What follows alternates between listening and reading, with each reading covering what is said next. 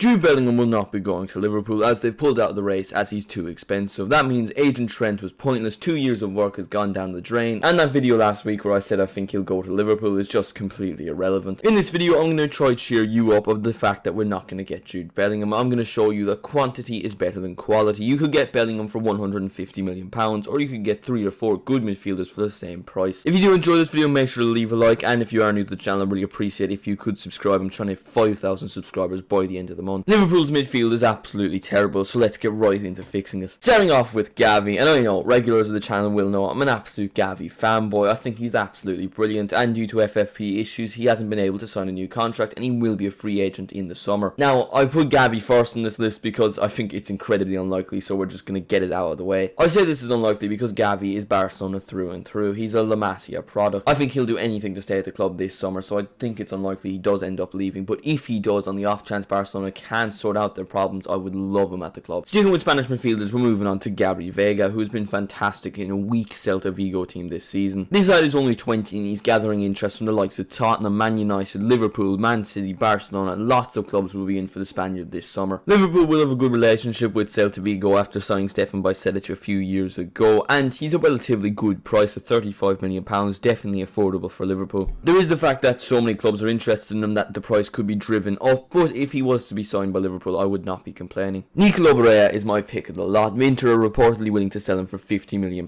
That is an absolute bargain, and we would be stupid not to pay that. This is a no-brainer to me. Only 26, yet to hit his prime. For £50 million, it's an absolute bargain. He's better than Jude Bellingham, argue with your nan. Out of all the options I've picked for Liverpool to sign this summer, he is definitely the best midfielder I have on this list, and he's not even the most expensive. If it's not Barella holding the number 8 at the end of the summer transfer window, I will be very disappointed. Thuram has been one of the standout players in Ligue 1 this season, recently making his French national team debut, and that is a difficult French squad to get into. If I were to compare him to anyone, I would compare him to Jude Bellingham. They're very similar players. Now, obviously Bellingham is the better player, but Bellingham is also going for 5 times the amount. He's not 5 times the player. If Liverpool were to sign Thuram for 30 to 40 million, you're happy with that. At only 22, he's only going to get better. It would be a fantastic signing. Now on to Caicedo, and I'm going to get myself in a bit of trouble here, but I just don't get it. What's all the hype about? Good player, but he's not worth £80 million, and Brighton rejected an £80 million bid for him. Any of the players I've mentioned so far are comfortably better than Caicedo, and they're all cheaper than him. I would be happy if we signed him. He's a new signing, but I wouldn't be blown away. I wouldn't be thrilled with excitement, and I am genuinely for the most part hoping we don't waste all that money on an average player. Rodrigo de Paul is an interesting link. He is 28, so he wouldn't be there for the long term, but he is a fantastic player. You do like a player with a bit of passion, and he has that dark arts from Diego Simeone. He's only just entering his prime. We get about 4 years out of him. For a price tag of around 30 to 40 million, it definitely would be a good signing. He's a workhorse. He has that defensive ability that we don't really have in the midfield currently. We were linked to him while he was at Udinese, so why not go for him at Atletico Madrid? It would be for a short-term basis, but I definitely would be happy with this signing. Amrabat was a player we were linked to in January, and he had a very good World Cup, which will obviously drive his price up, but we were in talks with him before the World Cup with his representatives. We need a defensive midfielder, definitely to put pressure on Fabinho, if not start over Fabinho, as he's been terrible this season. And I think Amrabat would be a very good option if his price tag is between that 30 to 40 million margin that we've mentioned so many times in this video. He's an absolute workhorse, so he'd be perfect for Klopp, and I'd be delighted if he was playing in Anfield next season. Sticking with more defensive players, we're going with Ugarte, who plays his football in Sporting Lisbon. His 4 main strengths are tackling, passing, dribbling, and ball interceptions. That's 4 things all of our midfielders have struggled with this season. There is interest from both Spurs and Newcastle. No real price tag is mentioned, so I just looked up his transfer market valuation, which is 25 million euros. We definitely need to strengthen that defensive midfielder position, so either Ugarte or Amrabat would definitely be a good signing. Alexis McAllister is an interesting one, a player I definitely would want at Liverpool, a player that I do definitely rate the better Brighton midfielder, but his price tag could be worrying, reportedly £16 million.